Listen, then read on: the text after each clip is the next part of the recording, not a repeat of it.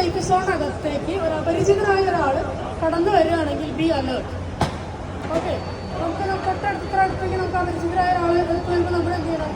നമ്മുടെ സേഫ് സോണിലേക്ക് ബാക്കിലേക്ക് ഒരു സ്റ്റെപ്പ് മാറാനായിട്ട് നമുക്ക് ബി അലേർട്ട് ചെയ്യണം. അപ്പോൾ ഇതുപോലെ തന്നെയാണ് നമുക്ക് റേസ് യുവർ വോയിസ്, ശബ്ദം ഉയർത്തിക്കൊണ്ട് നമുക്ക് ചുറ്റുപാടുള്ളവരുടെ ശ്രദ്ധ ആകർഷിക്കാനായിട്ട് പറ്റും. ശബ്ദം എന്ന് പറയുന്നത് നമ്മളൊരു ആയുധമാണ്. ഓക്കെ, അതുപോലെ തന്നെയാണ് സ്റ്റെയറിങ്, രൂക്ഷമായൊരു നോട്ടം.